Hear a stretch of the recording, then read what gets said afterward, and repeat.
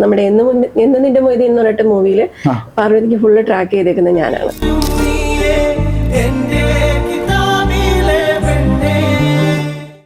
അവിടെയാണ് ഈ സൈസ് പ്ലസിലേക്ക് എത്തുന്നതും അവിടെ വലിയൊരു മാറ്റം തരംഗം ഉണ്ടാക്കുന്നതും മാറ്റങ്ങൾ ഉണ്ടാക്കുന്നതും ഒക്കെ ഭയങ്കര അത്ഭുതമാണ്.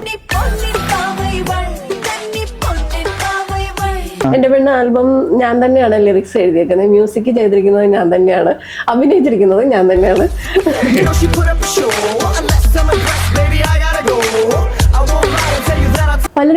പലയിടത്തും മാറ്റി നിർത്തിയിട്ടുണ്ട്. നമ്മളിപ്പോ എന്തെങ്കിലും ഒരു ഷൂട്ടിനെ വിളിച്ച് അവര് നമ്മളെ ഫോട്ടോസൊക്കെ കണ്ടിട്ടായിരിക്കും വിളിക്കും. പക്ഷെ നമ്മളെ നേരിട്ട് കാണുമ്പോഴത്തേന് അയ്യോ ഈ കുട്ടി പോരാ.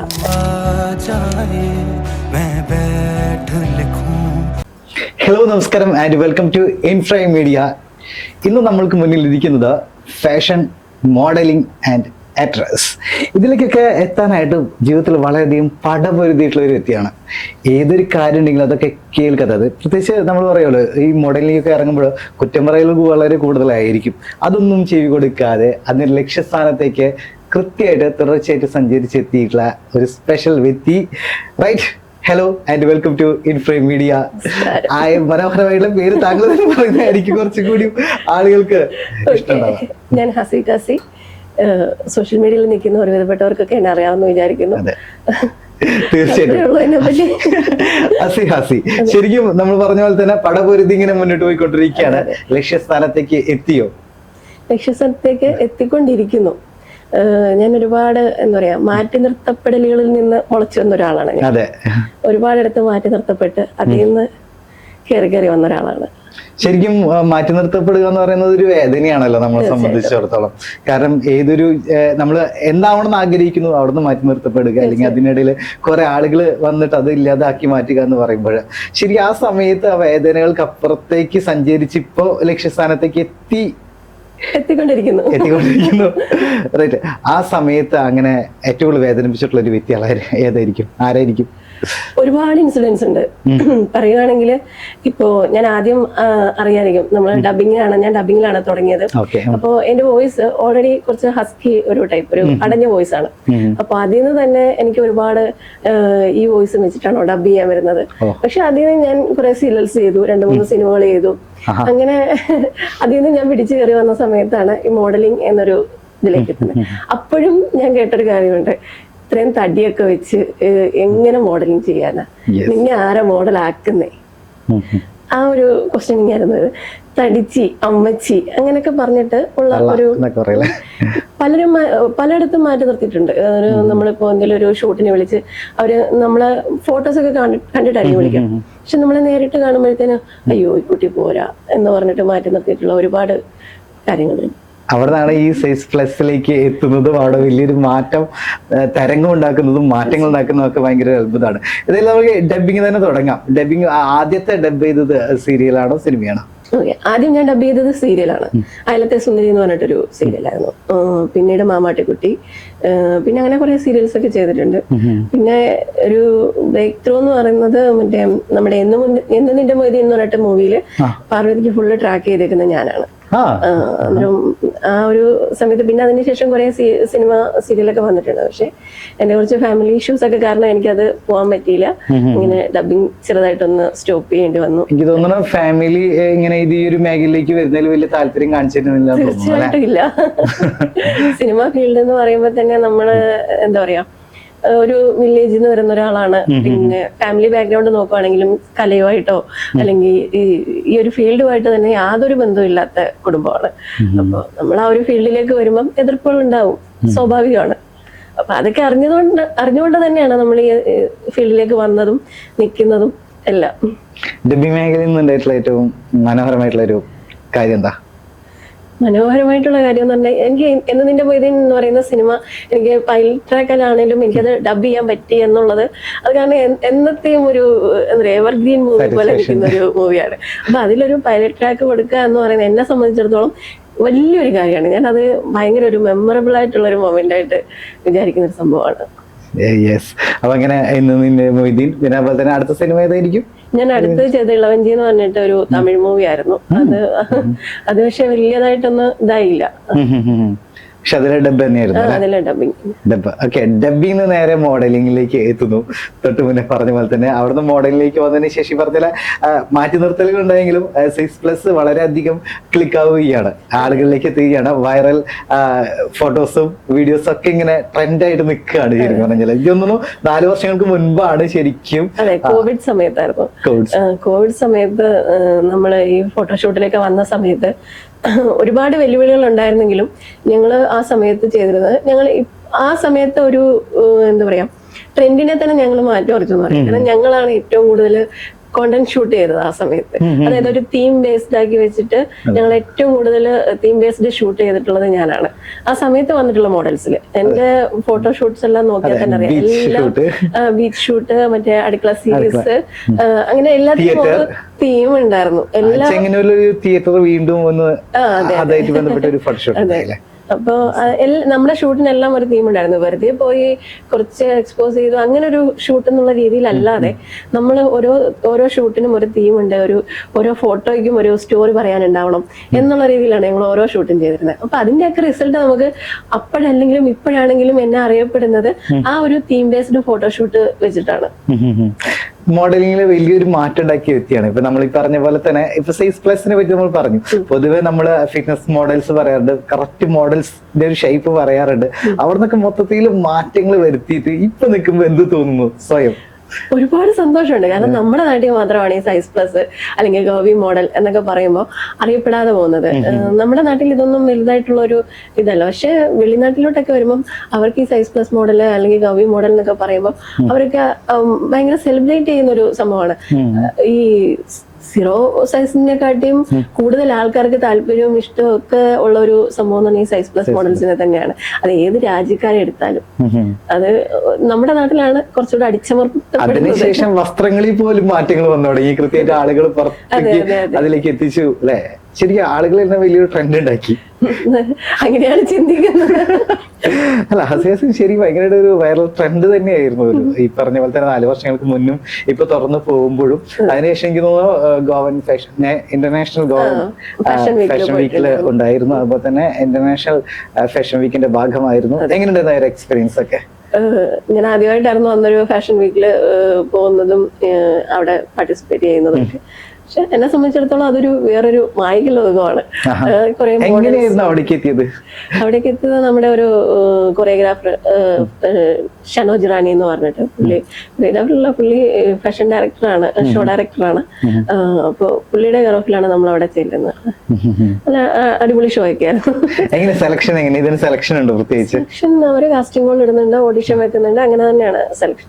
നമ്മുടെ സിനിമയിലൊക്കെ സെലക്ട് ചെയ്യുന്ന പോലെ തന്നെയാണ് ഫാഷൻ ഷോക്കും അങ്ങനെ. അപ്പൊ ഇന്ന രീതിയിൽ റാമ്പ് വാക്ക് ഉണ്ടായിരിക്കും. അതുപോലെ തന്നെ വേറെ എന്തെങ്കിലും? ഞാൻ അവിടെ പോയിരിക്കുന്ന സെലിബ്രിറ്റി ഗസ്റ്റ് ആയിട്ടാണ്. ഞാനിപ്പോ ഏതാണ്ട് ഞാനൊരു 5 or 6 ഷോയിൽ പങ്കെടുത്തിട്ടുണ്ട്. ഈ ഷോസിലെല്ലാം ഞാൻ സെലിബ്രിറ്റി ഗസ്റ്റ് ആയിട്ടാണ് പോയിട്ടുള്ളത്. ഞാൻ റാംബോക്ക് ചെയ്യും സെലിബ്രിറ്റി ഗസ്റ്റ് എന്നുള്ള രീതിയിൽ റാംബോക്ക് ചെയ്തിട്ടുണ്ട്. അല്ലാതെ റാംബോക്ക് ചെയ്യാൻ വേണ്ടിയിട്ട് ഒരു ഷോയിൽ പോയിട്ടില്ല. ഗസ്റ്റ് ആയിട്ട് അവിടെ എത്തി. അതെ. അല്ല, അതന്നെ വലിയൊരു ഭാഗ്യല്ലേ. കാരണം വെച്ച് കഴിഞ്ഞാൽ നമ്മൾ ഈ പറഞ്ഞ അവഗണിക്കപ്പെട്ടോടത്തൊന്നും പിന്നെ നമ്മൾക്ക് ഒരു ഗസ്റ്റ് ആയിട്ട് അവിടെ എത്താൻ കഴിയുക എന്ന് പറയുന്നത് തീർച്ചയായിട്ടും വളരെ വലിയ ഭാഗ്യമാണ്.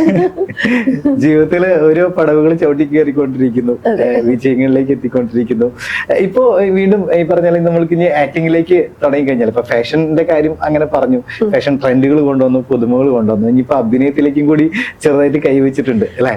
ആക്ച്വലി ഞാൻ ഈ മോഡലിംഗ് തുടങ്ങുന്നതിന് മുമ്പ് തന്നെ ഞാനൊരു മൂവിയിൽ ചെറുതായിട്ട് അഭിനയിക്കാൻ തുടങ്ങി. പക്ഷെ ആ സമയത്ത് ആ മൂവിയുടെ പേര് പോലും എനിക്കറിയില്ല. പാലക്കാട് വെച്ച് ഒരു ഓഡിഷൻ, ഒരു കാസ്റ്റിംഗ് കോൾ കണ്ടിട്ട് ഞാൻ പോയതാണ്. എന്നെ പോലെ ഒരുപാട്, കാരണം നമുക്ക് സിനിമ എന്ന് പറയുന്ന പാഷൻ ആണല്ലോ. നമ്മൾ അതിന് വേണ്ടിയിട്ട് നമ്മൾ ഒരു വട്ടം നമ്മൾ ഈ സിനിമ എന്ന് പറഞ്ഞിറങ്ങി കഴിഞ്ഞാല് നമുക്ക് അതിൽ നിന്ന് പിന്നെ തിരിച്ചു കയറാൻ പറ്റൂല. അതാണ് ഏറ്റവും വലിയ സംഭവം. നമുക്ക് സിനിമ നമ്മുടെ മനസ്സിലേക്ക് ഒരു പാഷനായിട്ട് നമ്മൾ കേട്ടി കഴിഞ്ഞു കഴിഞ്ഞാൽ പിന്നെ നമുക്കൊരു തിരിച്ചുപോക്കുണ്ടല്ല. നമ്മളെ എവിടെയൊക്കെ പോയെന്ന് പറഞ്ഞാലും നമ്മൾ ഈ സിനിമയിലേക്ക് തിരിച്ചു വരും. അതാണ് സിനിമയുടെ ഏറ്റവും വലിയൊരു സംഭവം. അതിന് ഞാൻ അങ്ങനെ ഈ ഒരു അവിടെ പോയി ഞാൻ അന്നേരം കുറെ പേരുടെ ഒരു ടീച്ചറിന്റെ റോളായിരുന്നു.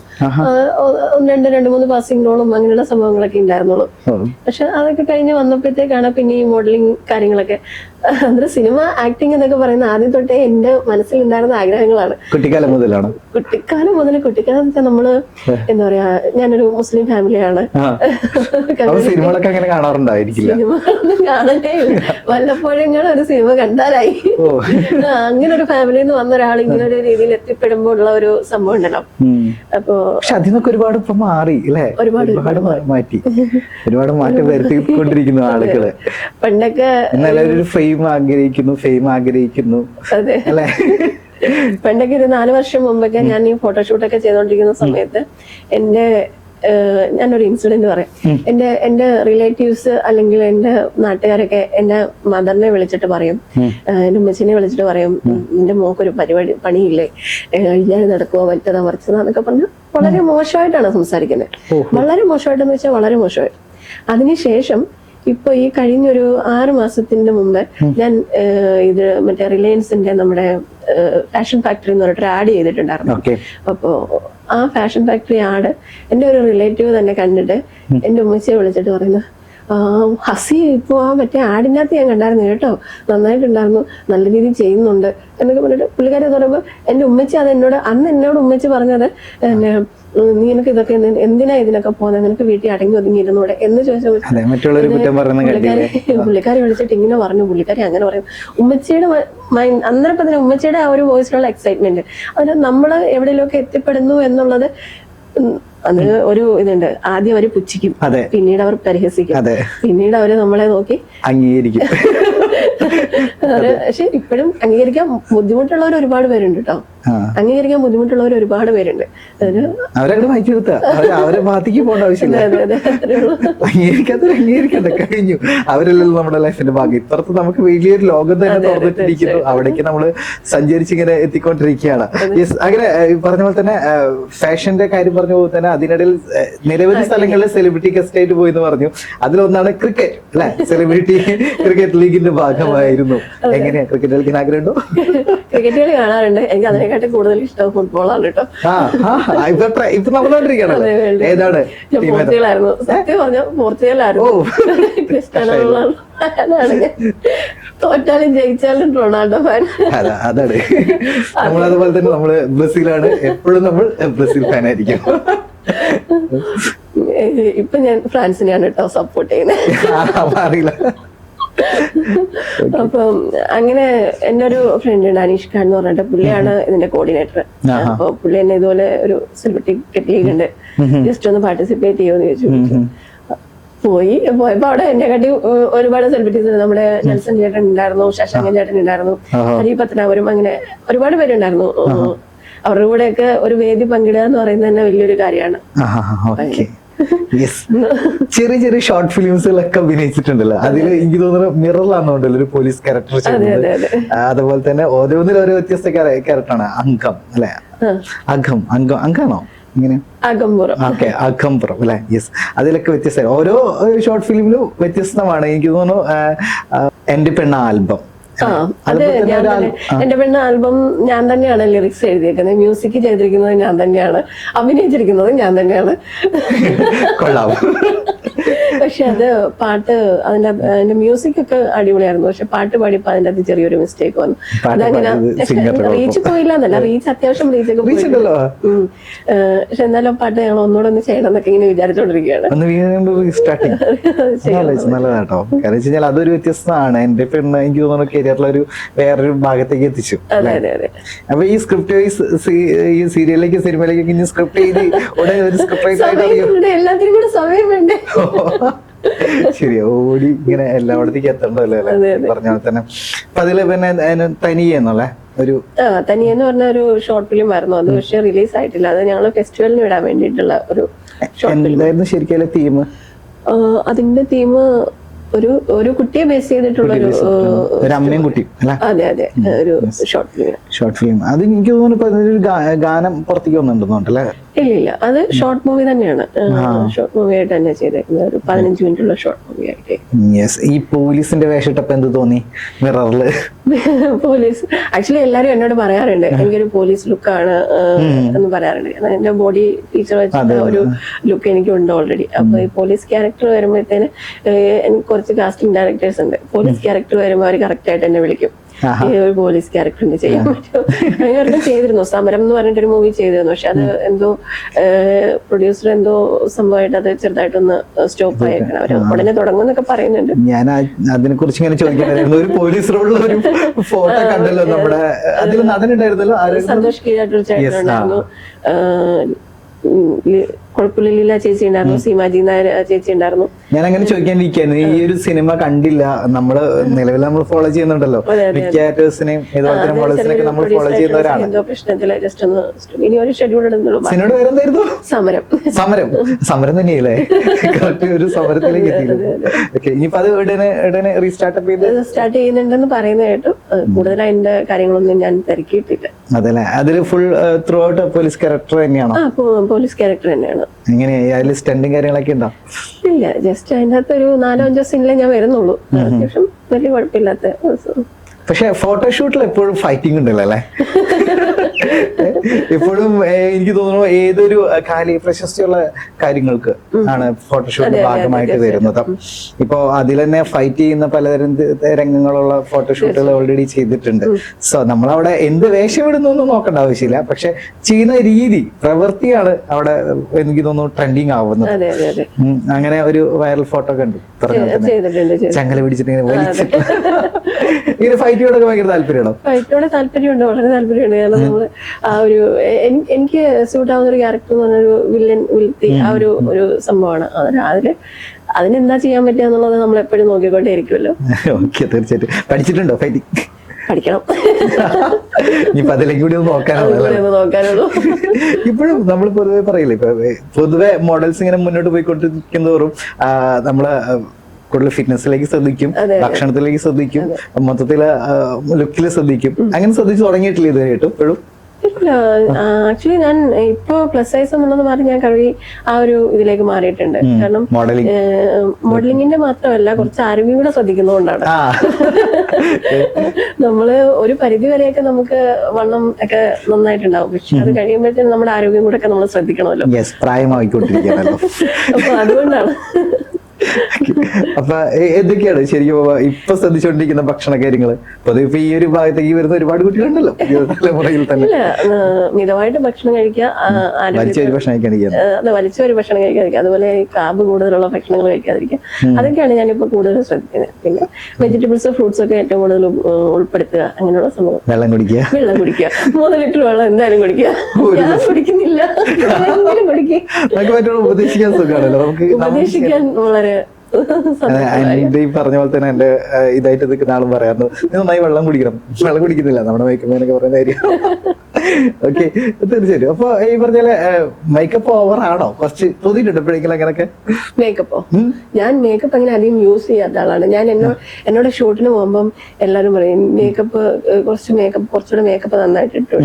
ഞാനിപ്പോ എനിക്ക് തോന്നുന്നു ഞാൻ ഷൂട്ടുകൾക്കൊക്കെ നാച്ചുറലായിട്ട് പോകുന്ന ഒരാളാണ്. മേക്കപ്പ് കൂടുതലായിട്ട് അങ്ങനെ ഉപയോഗിക്കുന്നത്. പിന്നെ ഈ ഇന്റർവ്യൂ അല്ലെങ്കിൽ ഇങ്ങനെയുള്ള ഫോട്ടോഷൂട്ട് അങ്ങനെയുള്ള കാര്യത്തിൽ നമുക്ക് ഒഴിച്ചുകൂടാൻ പറ്റാത്ത കുറച്ച് സംഭവങ്ങളുണ്ടല്ലോ. മേക്കപ്പ് എന്ന് പറയുന്ന സിനിമ ഫീൽഡിൽ ഒഴിച്ചുകൂടാൻ പറ്റാത്ത ഒരു സംഭവം തന്നെയാണ്. അപ്പം നമുക്ക് അതിന് വേണ്ടിയിട്ട് നമുക്ക് എന്തായാലും മേക്കപ്പ് ഇട്ടേ പറ്റത്തുള്ളൂ. മേക്കപ്പ് നമുക്ക് കൂടുതലാണോ കുറവാണോ എന്നുള്ളത് മേക്കപ്പ് ഇടുക എന്നുള്ളതാണ്. അതെ, മേക്കപ്പിനോടുള്ളൊരു ഇഷ്ടം വളരെ കുറവേ ഉള്ളൂ. മേക്കപ്പിനോട് ഇഷ്ടം വളരെ കുറവൊന്നുമില്ല, ഇഷ്ടമാണ്. പക്ഷെ എന്താ പറയാ, നമുക്കും മേക്കപ്പ് ഇട്ടുകൊണ്ട് ഒത്തിരി നേരം, ഒരു ആർട്ടിസ്റ്റിനെ സംബന്ധിച്ച് അവർക്ക് മേക്കപ്പ് ഇട്ടുകൊണ്ട് ഒത്തിരി നേരം ഇരിക്കുമ്പോൾ അവർക്ക് എന്തോരം ഇറിറ്റേഷൻസ് ഉണ്ടാവും എന്നുള്ള കാര്യം ഓരോരുത്തർക്കും അറിയാവുന്ന കാര്യമാണ്. ഒരു പ്രൊജക്ട് എടുക്കുമ്പോൾ ഇപ്പൊ അതിന്റെ ലൊക്കേഷൻ ഉണ്ടായിരിക്കുമല്ലോ. ഇപ്പൊ ഒരു സ്റ്റിൽ ആണെങ്കിൽ, അത് ഒരു ഫോട്ടോ ആണെന്നുണ്ടെങ്കിൽ, ഫോട്ടോഷൂട്ട് ആണെങ്കിൽ, അല്ലെങ്കിൽ ഇപ്പൊ വീഡിയോ ഷൂട്ട് ആണെങ്കിലും അതിന്റെ ലൊക്കേഷൻ ഉണ്ടാവുമല്ലോ. അപ്പൊ അതിങ്ങനെ സ്വന്തമായിട്ട് സെലക്ട് ചെയ്യാറുണ്ടോ? അയ്യോ, നമ്മുടെ ഒരു ടീം തന്നെ ഉണ്ട്. ഡയറക്ടർ ഉണ്ട്, അങ്ങനെ നമ്മുടെ ഫോട്ടോഗ്രാഫർ ഉണ്ട്, അങ്ങനെ ഒരു ടീം തന്നെ അങ്ങനെ ഉണ്ട് നമുക്ക്. അപ്പൊ ഇതില് നമ്മുടെ ഡയറക്ടറും ഫോട്ടോഗ്രാഫറും ഒരാൾ തന്നെയാണ്. പുള്ളിയാണ് ലൊക്കേഷൻ, നമുക്കിപ്പോ ഒരു ഷൂട്ട് അല്ലെങ്കിൽ തീം പുള്ളിയുടെ തന്നെ ആയിരിക്കും തീമും. അപ്പൊ പുള്ളി ഒരു തീം അല്ലെങ്കിൽ ഒരു ഇത് ചെയ്യുമ്പോൾ തന്നെ പുള്ളി അതിനുള്ള ലൊക്കേഷൻ, പുള്ളി അതിനുള്ള കോസ്റ്റ്യൂം, അങ്ങനെയുള്ള എല്ലാ A to Z കാര്യങ്ങളും പുള്ളി നമുക്ക് അയച്ചു തരും. അയച്ചു തന്നിട്ട് പറയും ഇങ്ങനെയുള്ള സംഭവങ്ങളാണ്, ഇവിടെയാണ് നമുക്ക് ഷൂട്ട് ചെയ്യേണ്ടത്, ഇവിടെ ഇന്നതായിരിക്കും ഫ്രെയിം, ഇന്നതായിരിക്കും മേക്കപ്പ്, ഇന്നതായിരിക്കും കോസ്റ്റ്യൂം, ഈവൻ ഓർണമെന്റ്സ് വരെ പുള്ളി പറയും. ഈ ട്രഡീഷണൽ ആണെങ്കിൽ ഇങ്ങനത്തെ ഓർണമെന്റ്സ് വേണം, വെസ്റ്റേൺ ആണെങ്കിൽ ഇങ്ങനത്തെ ഓർണമെന്റ്സ് വേണം, സാൻഡൽസ് വരെ അതുവരെ നമ്മൾ നോക്കിയിട്ടാണ് ഓരോ ഷൂട്ടും നമ്മൾ പ്ലാൻ ചെയ്യുന്നത്. ഒരാളുടെ ഒരു ഇതിലല്ല പോകുന്നത്, അതെല്ലാം ഒരു ടീം വർക്കിൽ പോകുന്നതാണ്. ടീം വർക്കിന്റെ ഭാഗത്ത് ഞാനും ഒരു ചെറിയൊരു ഭാഗമായിട്ട് ഞാൻ തീർച്ചയായിട്ടും റൈറ്റ്. അപ്പോ ഈ ടീം വർക്കിനോടൊപ്പം പോകുമ്പോൾ പറഞ്ഞ പോലെ മനോഹരമായിട്ടുള്ള കുറെ ഏരിയകളുണ്ട്, പ്രത്യേകിച്ച് കാട്ടരുവി, വലിയ വെള്ളച്ചാട്ടം, അത് ആ ലൊക്കേഷൻ അതൊക്കെ എടുത്തു വെച്ചായിരുന്നു. അയ്യോ, നിങ്ങൾക്ക് ഈ ഫിലിമിൽ കാണുമ്പോൾ മനോഹരമായിട്ട് തോന്നുന്ന സംഭവങ്ങളില്ലേ, ഞങ്ങൾ എന്തോരം കഷ്ടപ്പെട്ട് അവിടെ പോയിട്ട് ഓരോ ഷൂട്ടും അല്ലെങ്കിൽ ഓരോ ലൊക്കേഷനും കണ്ടുപിടിച്ച് ഞങ്ങൾ അവിടെ എത്തുന്നതറിയാം. ഞാനൊരു വ്ളോഗ് ചെയ്യുന്നുണ്ടായിരുന്നു, ഒരു വാട്ടർഫോളിന്റെ ഒരു സീരീസ് തന്നെ ഒരു വർഷം മുമ്പ് ഇടുന്നുണ്ടായിരുന്നു. എനിക്ക് തോന്നുന്നു ഞാൻ ഈ തിരുവനന്തപുരത്ത് നിന്ന് ഇങ്ങോട്ടേക്ക് ഇവിടെ തൃശ്ശൂർ വരേക്കും ഉള്ള വാട്ടർഫോൾസ് ഒക്കെ ഞാൻ കവർ ചെയ്തിട്ടുണ്ടാവും. അതിരപ്പള്ളി വാഴച്ചാൽ ഉൾപ്പെടെയുള്ള വാട്ടർഫോൾസ് ഞാൻ കവർ ചെയ്തിട്ടുണ്ടെന്ന് വിചാരിക്കും. എത്തിപ്പെടാനൊക്കെ ഭയങ്കര പാടാണ്. പിന്നെ ഒറ്റപ്പെട്ട സ്ഥലമായിരിക്കും. ചിലപ്പോ ഞാനും ഫോട്ടോഗ്രാഫറും ഞാനും മാത്രമേ കാണത്തുള്ളൂ, ചിലപ്പോഴേ കാണത്തുള്ളൂ ഈ അസോസിയേറ്റ് എന്ന് പറയുന്നത്. ഞങ്ങൾ അവിടെ പോകുമ്പോഴത്തേന് അവിടെ ഒരു മനുഷ്യനും മാഞ്ചാതിയും കാണൂല. നമ്മൾ അവിടെ നിന്ന് ഫോട്ടോഷൂട്ട് എടുക്കാൻ നമുക്ക് അവിടുത്തെ നമ്മുടെ അവസ്ഥ എന്താണെന്നോ, അവിടെ വന്യമൃഗങ്ങളുണ്ടോന്നോ, അവിടെ അല്ലാത്ത രീതിയിലുള്ള ആൾക്കാരുണ്ടോന്നോ ഒന്നും നമുക്കറിയത്തില്ല. നമ്മളപ്പോ അങ്ങനെ പോകുമ്പോഴത്തേനും നമ്മൾ ഒരുപാട് പേടിച്ചാണ് നമ്മൾ ഓരോടത്തും പോകുന്നത്. നമ്മൾ ഒരുപാട് കഷ്ടപ്പെട്ടിട്ടാണ് ഓരോ ഷൂട്ടും ചെയ്യുന്നത്. അപ്പൊ കാണുന്നവർക്ക്